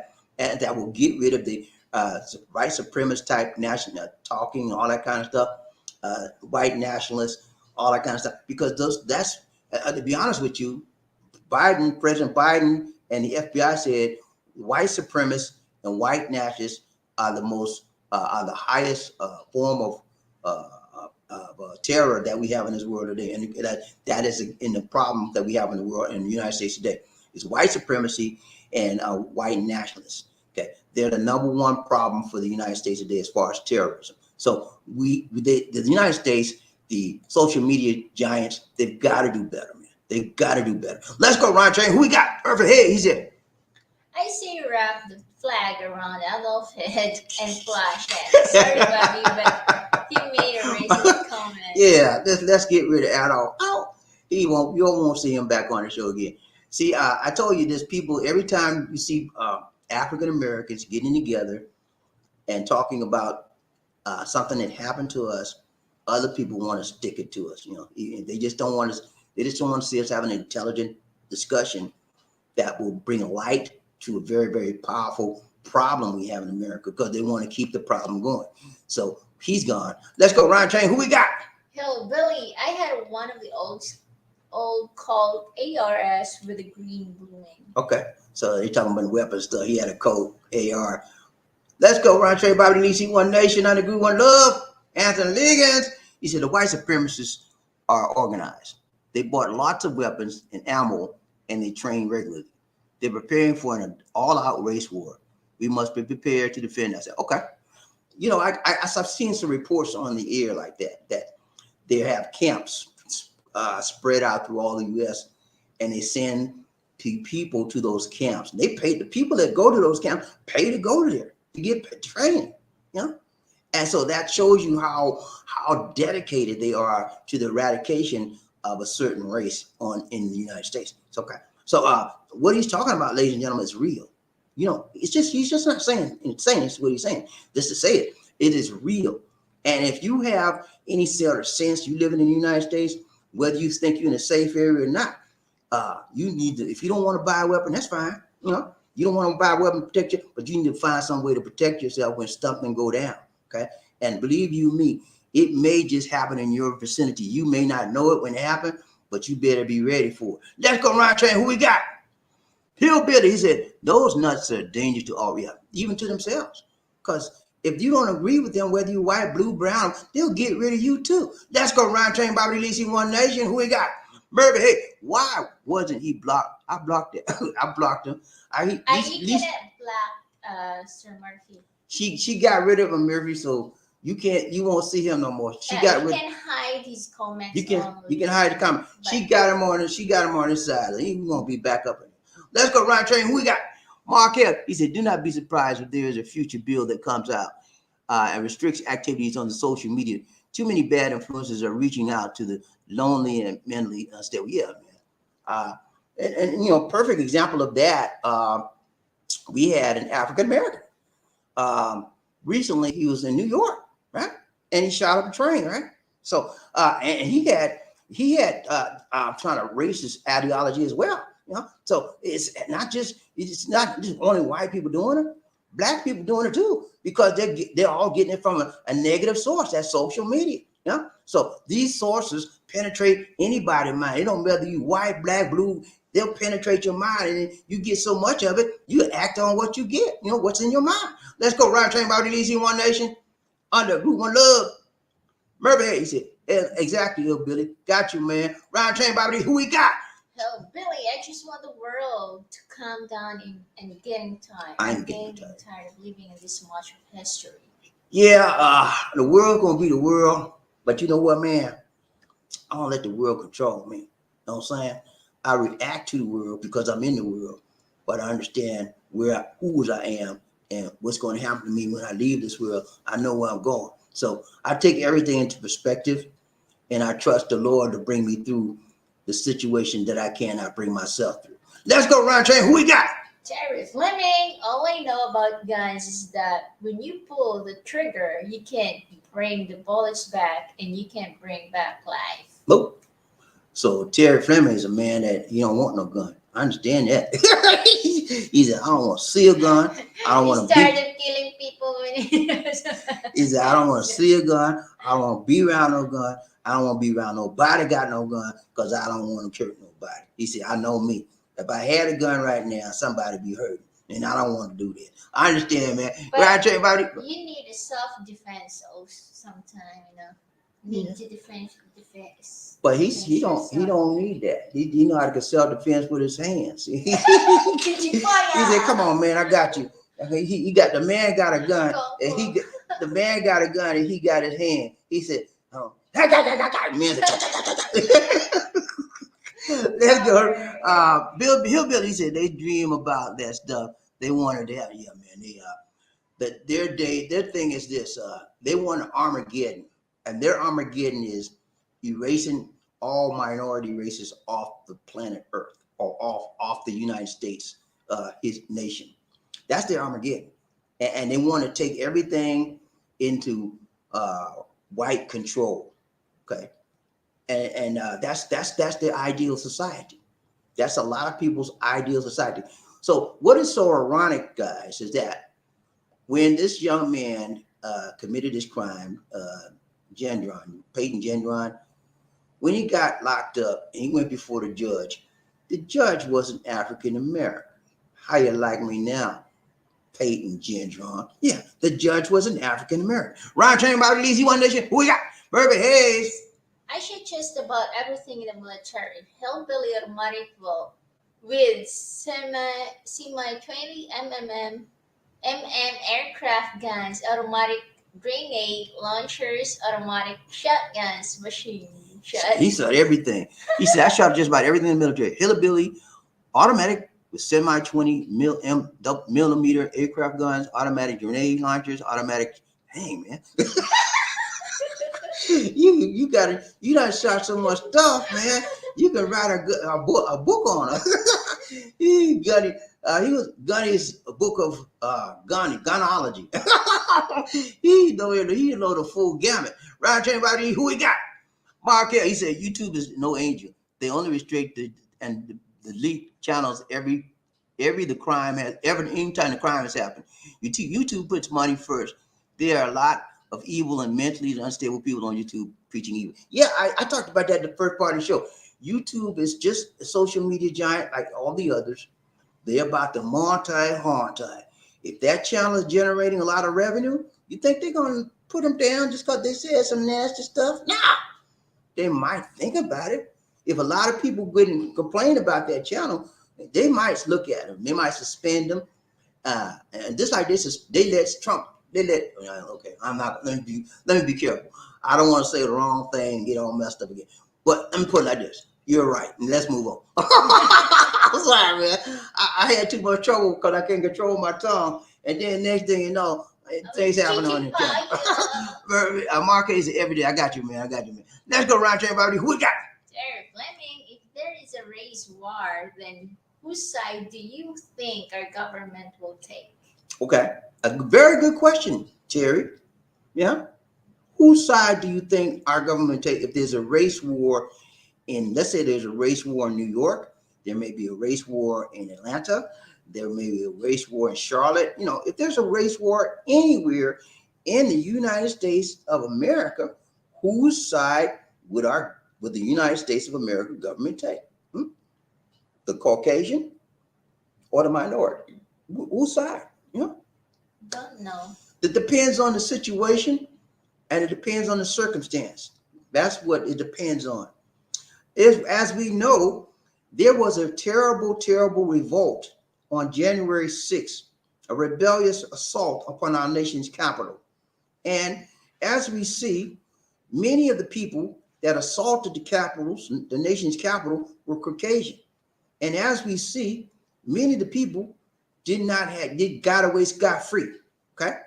And so I don't know, but based on previous history, it looks like if you're a Caucasian and you try to assault somebody, you might have a good chance of walking scot-free away. Now, some of those people are being going to court now, but a lot of them are getting off at light sentences. Ryan Train by release, he One Nation on the Groove, One Love. Hillbilly said, how many American lives was given in World War II fighting the Germans to bring that home, dishonest all those that lost? Yeah, man. Black people was lost, and my father was in World War II. He came out okay, but a lot of black people was lost in World War II. And a lot of white folks too, and they got to come home to a country that hates their guts. That's wrong, man. You put your life on the line for this country, and you come home, they treat you like dirt. Because your color ain't right, like they want it to be. It's wrong, man. But this is the thing about it. Even through all of the negative stereotypes they call us and they do to us, we still love our country. For what it's worth, we still love America. But the problem, Hillbilly and everybody else out there, is that America don't love us. They don't love me. When you love somebody, you take care of them. When you love somebody, you show them. You don't try to mow them down. You don't do that. You help them. You teach them. You reach them. You bring them up. And that a lot of time that don't happen to us with this melanin in our skin. So I question the love of America for people with melanin and minority people in the earth. Let's go, Ron Train. Who we got? Anthony Ligon. He said, it's so scary, Jerry. It's so scary, Jerry, because a lot of the races are in the military and government. Yeah. A lot of this. How many times have you been jacked? You seen people get jacked up by the po-po? You know why? And they white. You know why? Because they got them races out there. You go in their home, they got a nasty Nazi swastika sitting up there on the wall. You know, and KKK flag, all kind of stuff, man. You never know. You never know who's in the what until things like this happen. And you check their background out, or you go home and you check their friends. You know, you never know how somebody is. That's why Mark Hill and I were talking last time we was on the show about people nowadays. They check your social media. Social media has become so significant in researching the background and history of someone. So you better be careful what you put out there. If you got something you want to hide, don't put it out there on social media, because they're gonna tell you, they're gonna find out. Everybody gonna know you's a racist. Everybody gonna know you hate black people. Okay, I'm just giving you some wise thing to look out for you haters out there. Let's go around James BobbieD. Terry Fleming, he's American, changed the very minute that racist took office. Okay, y'all know who he's talking about, right? It was changed before then. It just changed it was already the way it was, but it got worse. Put it like that. I agree. It got worse. Okay, and so now it has not gotten any better since that time. I mean, the guy was in office for several years. It's going to take time. You know, it may never get better. I don't know. So, you know, all I can tell you, man, if you got this melanin in your skin, you're African American, you have to learn how to deal. James Brown said, deal with it. We got to learn how to deal with these fools out here that don't like us. Yeah? And my mama raised me to treat people right, and tight, long, and strong. If they treat me right, that's the best thing you do. They treat you right, treat them right. Whether they color black, white, I don't care. You know, treat them right. But when they treat you wrong, you know, deal with it. Deal with it the right way. Let's go, Robert G. Okay, Terry Fleming, he said, peace is the answer. Yeah, peace is the answer, man. You got to live in peace. I have a neighborhood right now, man, and some of these people, I don't like them. Some of them don't like me, you know. But I tell them every day, we got to live in peace. You know, I own this house, you own your house. We decided to live in this community, so we got to live with each other. I got to live with your barking dogs, and you got to live in my complaining about your barking dogs. We got to live in peace. You got to come to a happy medium. Ryan Train, BobbieD, Lee's One Nation, under Groove, One Love. Hillbilly, he said, the world is gearing up for war now, just a bad way away from World War III. Yeah, we're not far. I tell you what. When you understand the conflict or the war in Ukraine with Russia, it affects the entire world. We are now having food shortages, supply shortages, milk shortages. Babies can't find formula for babies. Gas going skyrocketing high. Ukraine they call Ukraine the breadbasket of the world. Much of the grain, wheat, and stuff like that come from Ukraine. Now, Ukraine unable to produce that, there's shortages worldwide, food shortages worldwide, and prices are going to get higher and higher and higher as long as that war continues. Okay, so fertilizer right now, much of the fertilizer comes from Ukraine and Russia. My papa and mom in Medellin just bought fertilizer. They grow the vegetables, and the fertilizer will double the cost. And I told them they need to stack up, because the next time they go to get fertilizer, they may not be able to find it. Things are disappearing off the shelves because they come from Ukraine and Russia. And the ones, when you can find what you need, it's going to be sky high. So yeah, all of these things. And then what's happening is this: the United States, and I always told you, the Ukraine war is not the United States war. That's not our war. That's not our dog. We don't get in that dog fight. Okay, we don't send our guys over there right now, but eventually we will have to. Okay, that's just the way it is. You see how it's playing out. We're giving them billions and billions and billions and billions of weapons and money and dollars to help them. Eventually, we got to get in that fight. Okay, because eventually, what's going to happen is Russia is going to do something crazy, because they got a crazy man in office. And when they hit the nuke button, that's when we need to get in there, and maybe before then. But you got to stop that. Okay, it's got to be stopped. It can't. The longer it draws out, this war plays out, the more probability that the United States and NATO will get in it. Okay, let's go around chain. BobbieD, Lee's One Nation, under Groove, One Love. Anthony Lee, he said, what you say about guns? And it's true, Terry. But I can tell you, one day, three men broke into my house while I was home alone. If I hadn't had a gun, I probably wouldn't be here with you brothers today. Ooh, Ooh, wow. wow. Wow. Well, that is a powerful testimony. Three men broke into his house and he was alone by himself. Ooh, I'm just scared right now thinking about that, man. Three men? Yeah, if you hadn't had that gun, my brother, you would have been a bad situation because they would have did whatever they three against one. The gun is what even it out for you, man. I'm so glad you came through that. God bless you, man. Let's go. Ryan James, who we got? Hillbilly. He said a gun is a tool. It is the intent of the user that matters. Yes, that's true. People try to say if you shouldn't have a gun, you have a gun. If you're determined that you should legally have a gun, and it's okay, get the gun. Yeah, but it's not about the gun; it's the user, the person that owns the weapon, how to use it, and their intentions on that weapon. Let's go, Ryan Train by releasing One Nation. Who we got? Murphy. Hey, he said there will never be peace on the earth, so there will always be a need for guns, and that's the shame. That's the way it is, man. It's been this way before we got here.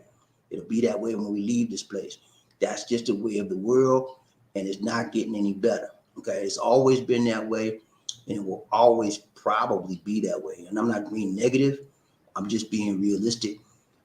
That's how we see our world today. Before we got on this planet, before we were all born, that's the way it was, and it's not getting any better. Right, Chain, who we got? Hillbilly. He said guns.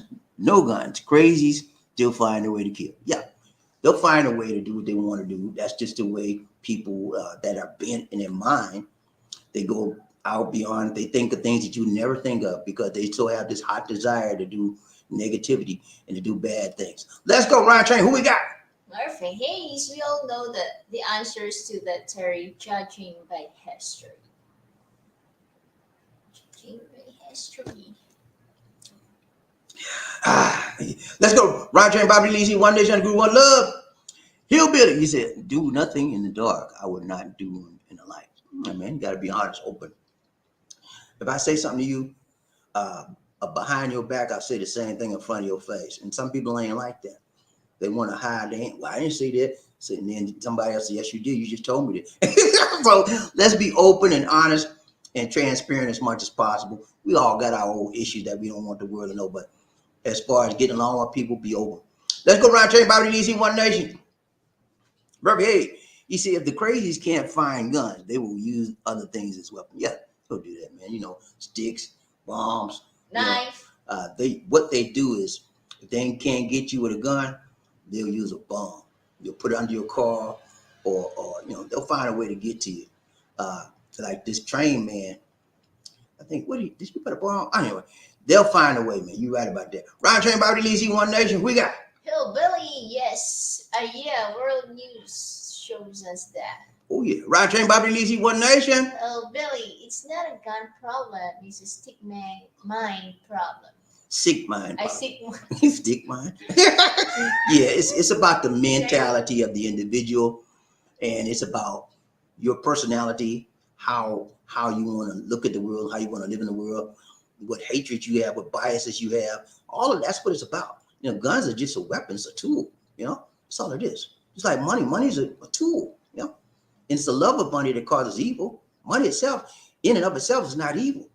It's the love of the money that makes you evil to do evil things, to get the money. Guns are the same way. Let's go, Ryan Train, Bobby Lee, One Nation. Murphy, yep, I got you, man. I got you. Ryan Train, Bobby Lee, One Nation. Terry Fleming, why people say guns are the problem? Guns are not the problem, Jerry. It is the man or the person that uses the weapon in an inappropriate manner that causes problem. Now, I would agree that how easy it is to get a gun would be the problem for me, because a lot of people, it's easy. They have the mental problems in the background. Nobody checks their background as much as they're supposed to, and they give them a gun and they go out shooting up people. How many times have we heard that scenario? He had a mental deformity. He was mentally unstable, but yet he got a gun. It's a problem with that. Ryan Train, who we got? Terry Flynn said guns are the main root of cause of many of the murders in America. The use of the guns could use for 2 reasons: for good or it could be used for evil. Okay. Remember now, guns are used by policemen to protect us. Guns are also used by bad guys to get us. So there's a good and there's an evil on that same coin. Both have serve a purpose. It's how you use it that counts. Ron Chain, BobbieD, DC, One Nation. No, Billy, drugs kill the most in the USA. Drugs kill a lot everywhere, man. Drugs is it's one of the most deadliest things in the world, and it's easy to get into drugs. It's hard to get out, man. I'm telling you. I've counseled a lot of people on drugs, man. It's like you feel like you're not reaching them, and you reach them 1 week, they'll quit. They're good. Yeah, man, you're good. The next week, you can't find them. You know what I'm saying? Let's go, Ron Chain, BobbieD, One Nation, on the Group, One Love. Real Hillbilly said the numbers are crazy high for art or death. Okay? Got you, man. Ron Chain, BobbieD, One Nation. Murphy, he said guns can't act without a human picking it up and pulling the trigger. Just true. Guns require somebody to use it. It's a tool. You can use that tool for good or you can use it for evil. It's your choice, you know. And I choose, if I had a gun, and I told y'all if I would move to the U.S. permanently, I would get me a gun. If I had a gun, I would use it for good. That for good protection of myself. I wouldn't go out and try to take nobody out just because I didn't like them or didn't like what they said. That's bad. I use it for protection. Just like who was that said somebody broke in on it. You know, he used Anthony. He said he used his gun to help. If he hadn't had that gun, they would have took advantage of. He might not be here. So we got to understand, it is not the weapon in and of itself. It's just a piece of equipment, a tool. It is the person that uses that weapon that determines whether that weapon or that tool or that equipment is used for good or bad. Okay, so let's understand that. I would have a gun. I'm not about nobody don't have another. Now, like John said, if everybody had a gun, this world would be a better place. They'd be scared to do crazy stuff like they're doing now. You know what I'm saying? But yeah, I'm not for nobody having a gun, man. If you need a gun to protect yourself, get you one, because that's what I'm going to do. If I move back to the United States permanently, the first thing I'm going to do is get me a gun. I'm going to apply for one. Let's go, Ryan Train. Who we got? Murphy, he said, a fist and a foot can be used as a weapon. They're going to ban feet and fists too. Nah, they ain't going to do that. But yeah, I got your point. Murphy. Yeah. You can use anything as a weapon. Okay. Blunt force trauma. All they got to do is take something hard, like a hammer or whatever, hit you in the head. It's called blunt force trauma, BFT, and it'll take you out. So whatever you want to do bad stuff, you're going to find something to do it. So tools are just tools. How you use it is the main point. You use it for good and not evil. That is the key. We have policemen that have guns. We're going to outlaw the policeman guns too? They need to use that gun because the bad guys got that and then some. Okay. All right, guys. It's been really real. I want to say thank you to all who gave today. Terry Fleming. Thank you so much, Sir Terry Fleming, for the donation. Always good to have somebody that appreciates you and your channel and the work you do. So I want to say thank you from the bottom of our hearts, Terry Fleming. To all of you for all the members. Thank you for the members, all of our members. Thank you so much. We appreciate you giving and supporting this channel. You know who you are, and I keep saying I'm gonna get a little card at the end of each show. I'm gonna show you the members that give on this show regularly, and I include Terry Fleming in that. He's not a formal member, but he gives more than the members. That's just the way it is, you know. And I'm not knocking anybody. We appreciate everything you all do. Okay, everything you do for us. Okay, it helps us continue coming back to you. Okay, so be in prayer, and y'all take care. I want you to be in prayer for the members of the Buffalo community. One of our subscribers on this show is y'all know him by the name of Swagoo, SWA Swagoo, coming on the show. A red horse. He changed his name to Dr. Red Horse anyway, whatever. But he's in Buffalo, and he got in touch with me, and he told me that he wanted to thank me for doing these shows. That I did the show to explain exactly what's going on there, and he said everybody's hurting it right now because of what's going on, and he appreciated me for doing the show. So y'all pray for the Buffalo community that they heal properly. and that they will get over this, and that we will support them and show them love through all of this they're going through. Hillbilly said, take care, BobbieD. No, go up maybe. He said, be safe, all good. Wait, right here. Markel, okay, I got a lot of more comment. Okay, Markel said, President Biden just restored flights to Cuba and eliminates limits set by former President Trump. Okay. Cuba, that's beginning. We need to start we're back with Cuba because they have a new regime.